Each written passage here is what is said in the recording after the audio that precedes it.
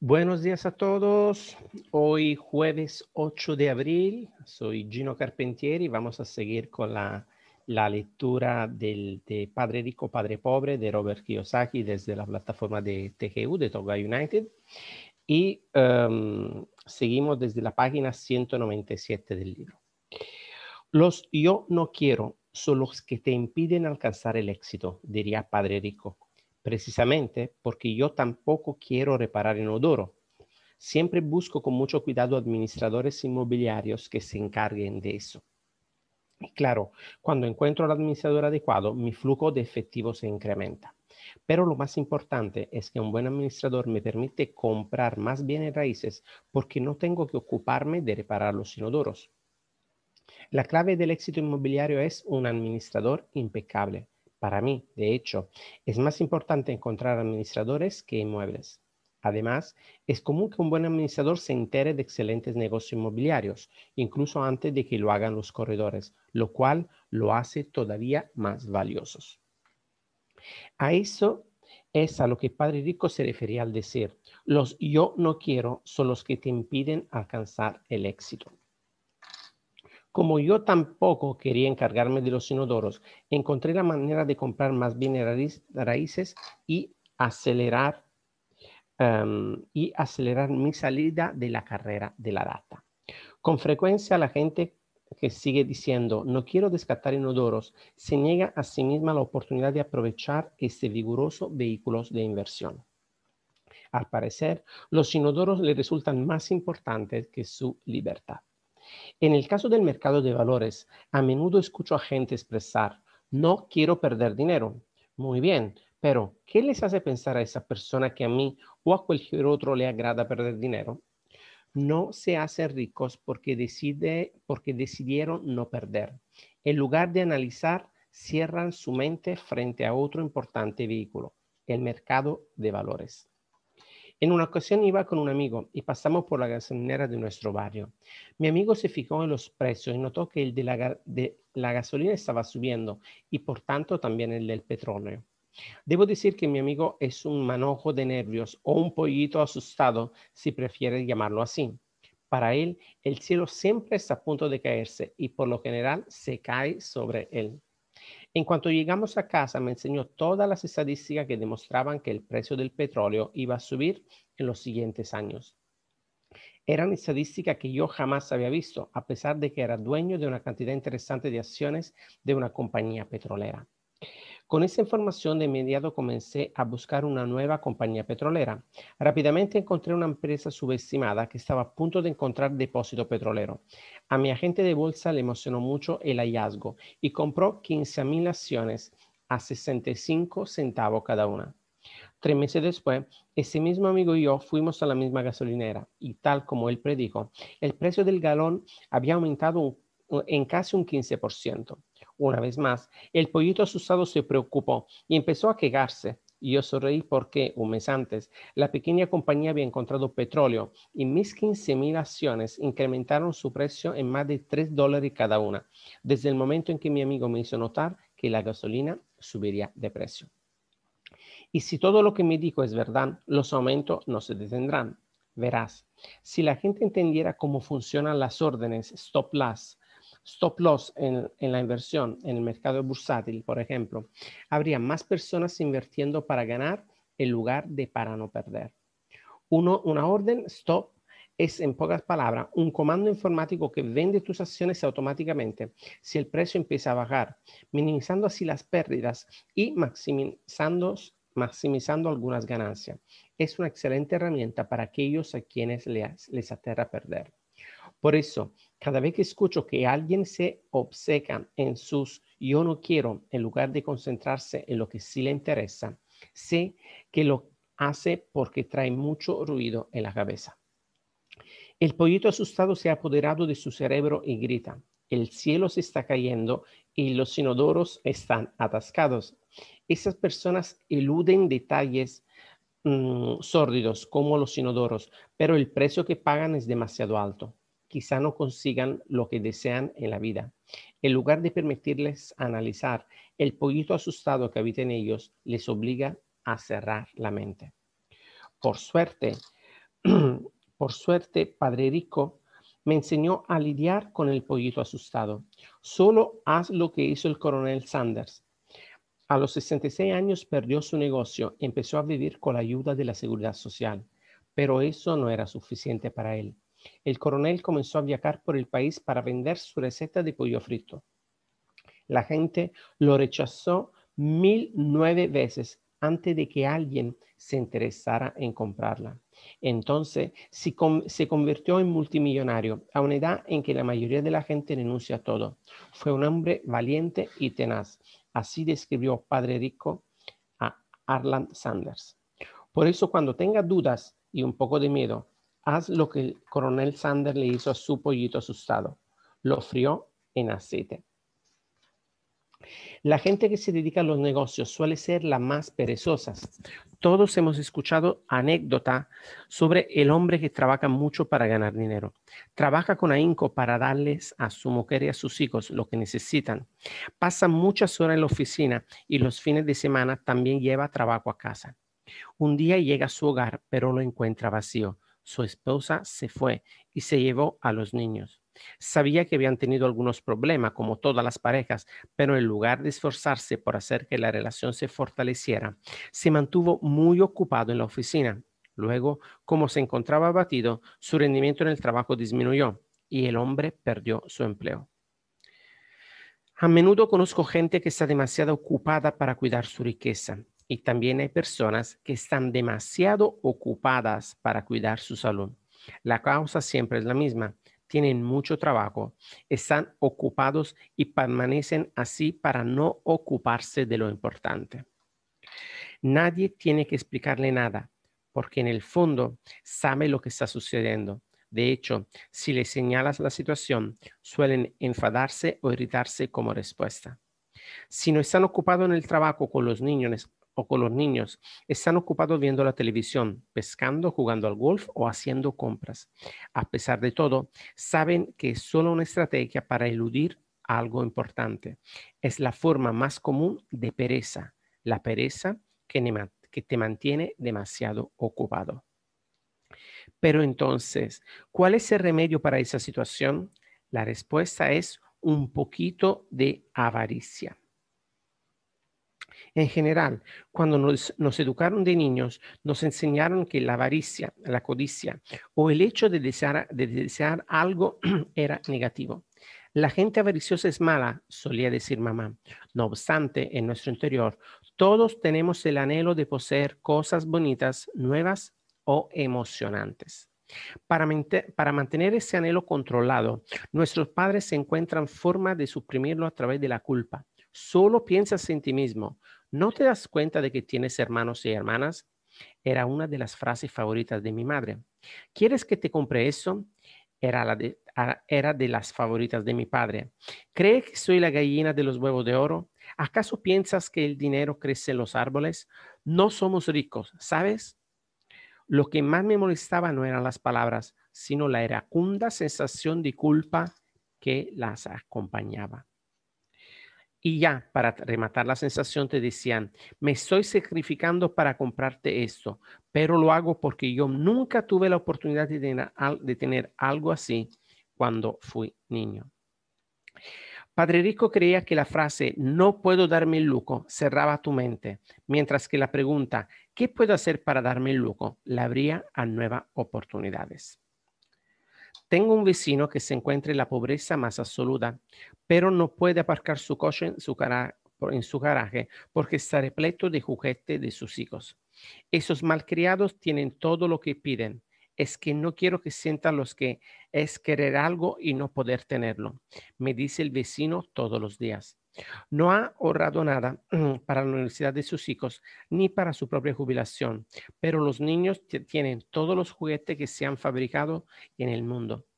Hace poco, el hombre recibió una nueva tarjeta de crédito por correo y los llevó a Las Vegas. Lo hago por los niños, explicó, con cara de estar haciendo un gran sacrificio. Padre Rico nos prohibía decir, no puedo darme el lujo, aunque en casa era lo único que escuchaba. Padre Rico hacía que nos preguntáramos, ¿qué puedo hacer para darme el lujo? Creía que la frase, no puedo darme el lujo, cerraba tu mente, mientras que la pregunta, ¿Qué puedo hacer para darme el lujo? Le abría a nuevas posibilidades. Pero aún más importante, afirmaba que frases como no puedo darme el lujo o no puedo permitírmelo eran mentira. El espíritu humano, humano lo sabe. El espíritu humano es muy, muy poderoso, nos explicaba. Él sabe que puede lograr cualquier cosa. La cuestión es que si tu mente es perezosa y dice, no me puedo dar el lujo, en tu interior se empieza a librar una batalla. Tu espíritu se enfada y la mente perezosa se empeña en defender su mentira. El espíritu grita, levántate, vamos al gimnasio a hacer el ejercicio. Y la mente perezosa contesta, pero estoy cansado, hoy trabajé mucho. O tal vez el espíritu humano dice, estoy harto, cansado de ser pobre, salgamos y hagámonos ricos. A lo que la mente perezosa responde, los ricos son avariciosos, además implica demasiado trabajo, no es seguro, podría perder dinero. Ya trabajo mucho en la situación en que me encuentro. Además, tengo otros asuntos pendientes. Mira lo que tengo que hacer esta noche. Mi jefe quiere que lo termine para mañana. La frase no puedo darme el lujo también provoca tristeza e impotencia que en poco tiempo conducen al abatimiento e incluso a la depresión. ¿Qué puedo hacer para darme el lujo? Nos abre a posibilidades, emoción y sueños. Por lo anterior, a Padre Rico no le preocupaba tanto lo que queríamos comprar, siempre y cuando entendiéramos que esa última frase fortalece la mente y le ayuda al espíritu a ser más dinámico. Es por eso que casi nunca nos regalaba cosas a Mike o a mí. En lugar de eso nos preguntaba, ¿qué tendrías que hacer para permitirte conseguir lo que quieres? Y eso incluyó a la universidad, que nosotros mismos nos pagamos, por cierto. Lo que él quería que entendiéramos era que lo importante no era el objetivo, sino el proceso para alcanzarlo. El problema que veo en la actualidad es que hay millones de personas que se sienten culpables por tener anhelos o por ser codiciosas. Es algo que les inculcaron en la infancia, al mismo tiempo que desean tener lo mejor que se puede conseguir en la vida. Su subconsciente, condicionado en la infancia, dice, no puedo comprar eso o jamás voy a poder comprármelo. Yo decidí que quería escapar de la carrera de la rata, porque en realidad esa fue mi respuesta a la pregunta, ¿qué puedo hacer para darme el lujo de no volver a trabajar jamás? Mi mente empezó a generar respuestas y soluciones. Lo más difícil fue enfrentarme al dogma de mis verdaderos padres. No podemos pagar eso. Deja de pensar solo en ti mismo. ¿Por qué no puedes pensar en los demás? Ellos usaron esas y otras frases similares para infundirme un sentimiento de culpabilidad y así suprimir mi avaricia. Pero entonces, ¿cómo se vence la pereza? La respuesta es una vez más con un poquito de avaricia. Eso significa que debe preguntarte, ¿y qué hay para mí?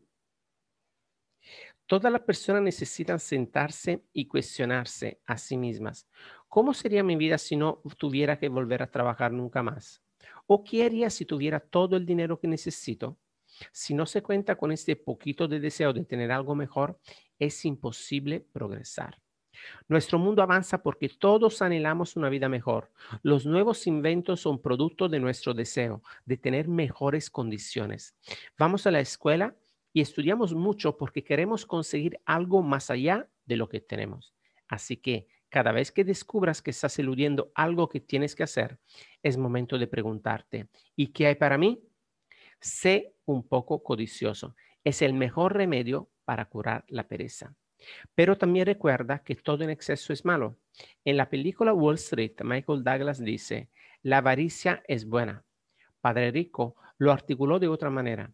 La culpa es peor que la avaricia porque la culpa le roba el alma al cuerpo. Pero creo que Eleanor Roosevelt lo expresó aún mejor.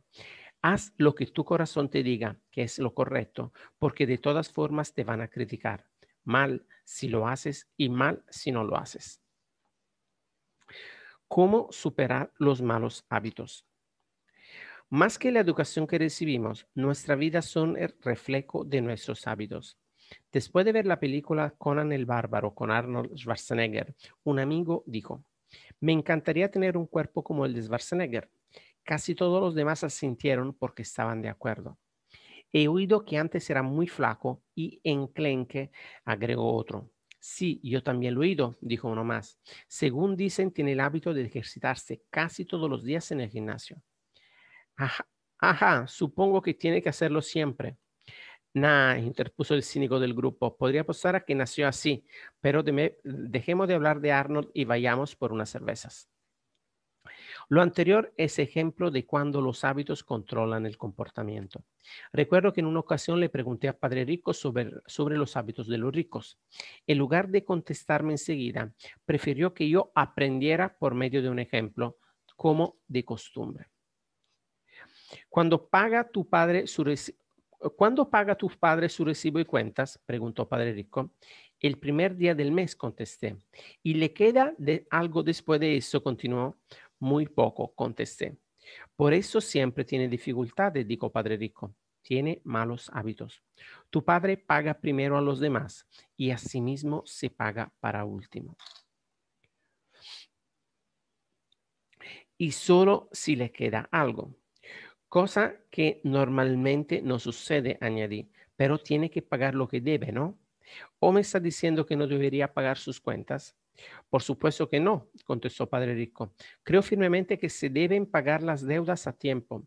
Es solo que yo me pago primero a mí mismo, incluso antes de pagarle al gobierno. Pero, ¿qué pasa si no tiene suficiente dinero? Pregunté. ¿Qué hace entonces? Lo mismo, me dijo. Siempre me pago a mí primero, incluso si ando corto de recursos. Mi columna de activos es más importante que el gobierno. Pero insistí. ¿No te puedo meter a la cárcel? Sí, si no pagas. Sí, dijo Padre Rico. No he dicho que no pagues, solo digo que hay que pagarse a uno mismo, incluso cuando el dinero es poco. Pero continué. ¿Cómo haces eso? No se trata de cómo. La pregunta es ¿por qué? Dijo Padre Rico. Está bien, ¿por qué? Por la motivación, me explicó. ¿Quién crees que se quejará más si no pago? ¿Yo o mis acreedores? Definitivamente los acreedores harán más barullo. Respondí a algo muy obvio. Si no te pagaras a ti mismo, no dirías nada, no reclamarías.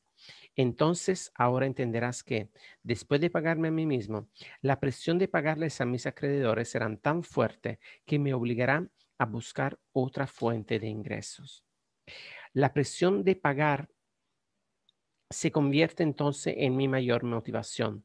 He sido pluriempleado, he fundado otra empresa, he hecho intercambios en el mercado de valores y prácticamente cualquier cosa con tal de evitar que mis acreedores empiecen a gritarme. La presión me hizo trabajar más duro, me forzó a pensar y en general me hizo más inteligente y activo en lo que se refiere al dinero. Si me hubiera pagado al final, no habría sufrido la presión, pero estaría en bancarrota. Entonces, ¿lo que te motiva es el miedo al gobierno o a las otras personas a las que debes dinero? Correcto, contestó Padre Rico. Verás, los recaudadores de impuestos del gobierno son unos bravucones. Todos los colaboradores lo son en general y por eso la mayoría de la gente cede ante ellos y les paga primero sin haberse pagado a sí misma. ¿Conoce la historia del debilucho de 45 kilos al que le arrojan arena en la cara? Asentí. He visto ese anuncio de levantamiento de pesas y clase de culturismo que viene en los TVOs toda mi vida. Bien, pues la mayoría de la gente permite que los bravucones le arrojen arena al rostro. Yo decidí usar el miedo al bravucón para hacerme más fuerte. Otros se debilitan. El hecho de forzarme a pensar cómo ganar dinero adicional es como ir al gimnasio y levantar pesa. Si me pago a mí primero, me fortalezco en los aspectos financiero, mental y fiscal. Cuanto más entrene mis músculos mentales del dinero, más fuerte seré. Ahora ya no les tengo miedo a esos bravucones. Me gustó lo que me dijo Padre Rico. Entonces, si me pago a mí primero, me fortalezco en los aspectos financiero, mental y fiscal. Padre Rico asintió. Y si me pago al final o no me pago nada, me debilito. Y entonces los jefes, gerentes, recaudadores de impuestos, cobradores y caseros me mangonean toda la vida, solo porque no tengo buenos hábitos monetarios. Padre Rico volvió a sentir como el debilucho de 45 kilos. ¿Cómo vencer a la arrogancia? Lo que sé me sirve para ganar dinero. Lo que no sé me hace perderlo. Cada vez que he sido arrogante, he perdido. Esto se debe a que cuando tengo una actitud arrogante, en verdad llego a creer que lo que no sé no es importante, solía decirme Padre Rico con frecuencia. He notado que mucha gente utiliza la arrogancia para tratar de ocultar su ignorancia. Lo veo a menudo cuando discuto estados financieros con contable e incluso con otros inversores. Tratan de sobrellevar la discusión con un aire de fanfarronería, pero para mí es muy evidente que desconocen de qué están hablando.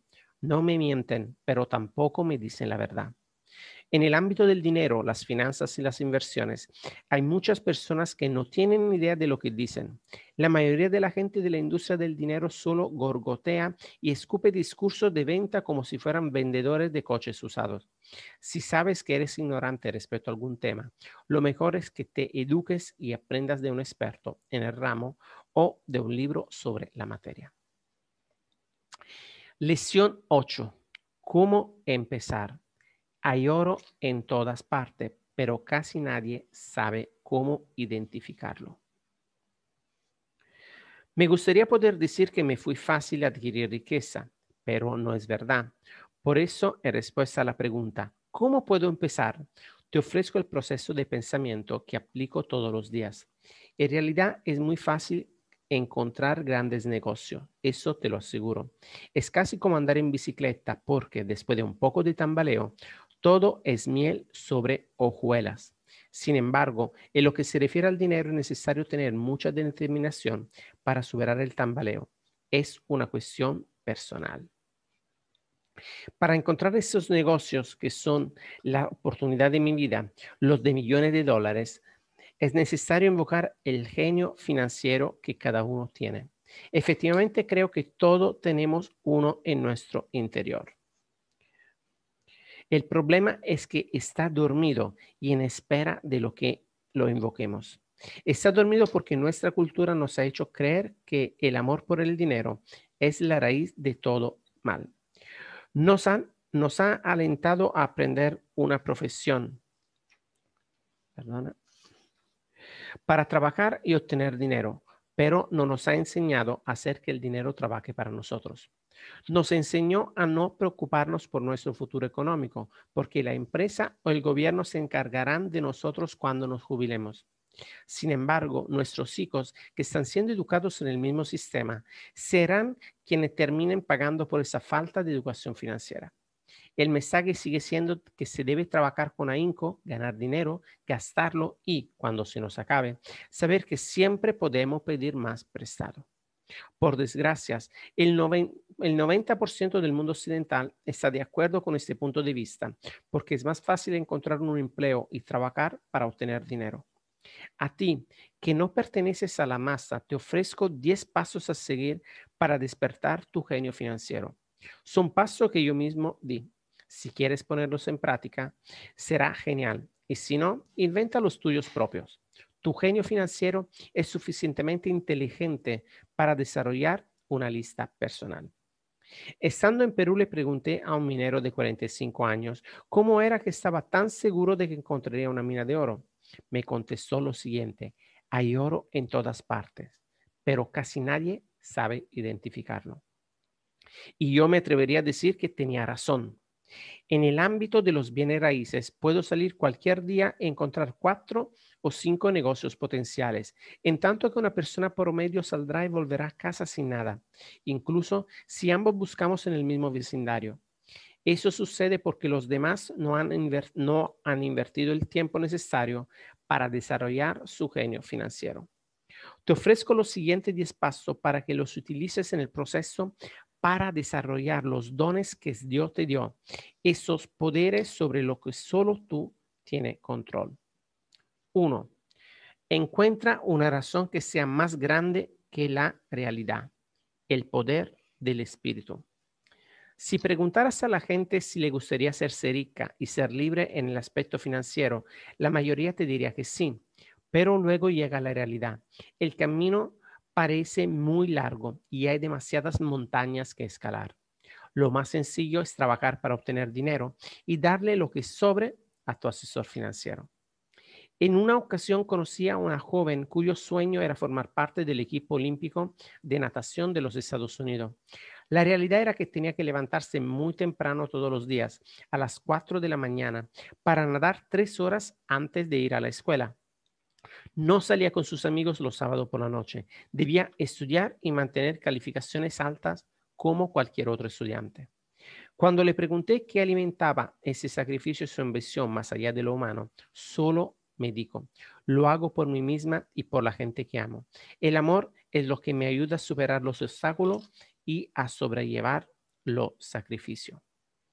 Una razón o un propósito es la combinación de los quiero y los no quiero de cada uno. Cuando la gente me pregunta cuál es mi razón para desear ser rico, yo contesto que se trata de una combinación de anhelos profundamente emocionales y de otras cosas que no quiero en absoluto. Enumeraré algunas. En primer lugar, los no quiero, porque son los que a su vez producen los quiero. No quiero trabajar toda mi vida. No quiero conseguir lo que mis padres aspiraban a tener, es decir, un empleo seguro y una casa en un barrio residencial. No me gusta ser empleado. Detestaba que mi padre siempre se perdiera mis partidos de fútbol porque estaba demasiado ocupado trabajando. Odié que trabajara duramente toda la vida para que al final, cuando murió, el gobierno se quedara con todo lo que tenía. De hecho, al final de sus días no pudo ni siquiera dejar en herencia aquello por lo que tanto trabajó. Los ricos no hacen eso. Los ricos trabajan duro y dejan a sus hijos el fruto de su trabajo como herencia. Ahora mencionaré los quiero. Quiero ser libre para viajar por todo el mundo y tener el estilo de vida que me encanta. Quiero ser aún joven cuando lo haga. Sencillamente quiero ser libre. Quiero tener el control de mi tiempo y mi vida. Quiero que el dinero trabaje para mí. Esas son mis razones emocionales más profundas. ¿Cuáles son las tuyas? Si no son suficientemente fuertes, entonces la realidad que presente el camino frente a ti podría superar a tus anhelos. En muchas ocasiones he perdido dinero y me he quedado varado, pero las razones emocionales siempre me mantuvieron de pie y con la intención de seguir adelante. Quería ser libre a los 40, pero no lo fui hasta los 47. Sin embargo, tuve muchas experiencias de aprendizaje en el camino. Como ya mencioné, desearía poder decir que fue sencillo, pero estaría mintiendo. No obstante, puedo decir que tampoco fue demasiado difícil porque tenía la motivación adecuada. Aprendí que si uno carece de una razón importante o de un propósito, entonces sí dificulta alcanzar cualquier objetivo. Si no tienes una razón importante, no tiene mucho sentido que continúes leyendo, porque te parecerá que eso exige demasiado trabajo. Segundo, toma decisiones todos los días.